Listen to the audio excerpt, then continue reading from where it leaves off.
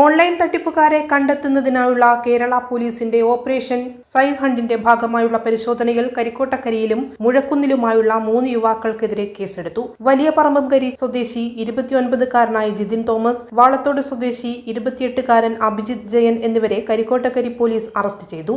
മാടത്തിയിൽ പ്രവർത്തിച്ചുവന്ന right direction എന്ന സ്ഥാപനത്തിന്റെ മറവിൽ ബാങ്ക് അക്കൗണ്ട് വഴി അനധികൃതമായി വന്ന 41,51,000 രൂപ ബാങ്കിൽ നിന്ന് ജിതിൻ തോമസിന്റെയും അഭിജിത്ത് ജയന്റെയും പേരിൽ പിൻവലിച്ചിട്ടുള്ളതായും കണ്ടെത്തി. ഇവരെ കോടതി റിമാൻഡ് ചെയ്തു. കരിക്കോട്ടക്കരി സ്റ്റേഷൻ ഇൻസ്പെക്ടർ പ്രശാന്ത് ആർ.എൻ.ന്റെ നേതൃത്വത്തിൽ ASI Beena, SI Prashanth, senior civil police officer Aneesh എന്നിവരാണ് പ്രതികളെ പിടികൂടിയത്. അയ്യപ്പൻകാവ് സ്വദേശിയായ 21-കാരൻ മുഹമ്മദ് നിഹാലിനെതിരെയും മുഴക്കുന്ന് പോലീസ് കേസെടുത്തിട്ടുണ്ട്. മുഹമ്മദ് നിഹാലിന്റെ പേരിൽ 13,50,000 രൂപയാണ് ബാങ്ക് അക്കൗണ്ടിൽ നിന്ന് പിൻവലിച്ചത്. വീട്ടിൽ പോലീസ് നടത്തിയ റെയ്ഡിൽ SBI, Canara bank, Kerala Gramin bank, Axis bank, union bank എന്നീ ബാങ്കുകളുടെ പാസ്ബുക്കുകളും ചെക്ക് ബുക്കുകളും പോലീസ് പരിശോധനയിൽ കണ്ടെത്തിയിട്ടുണ്ട്.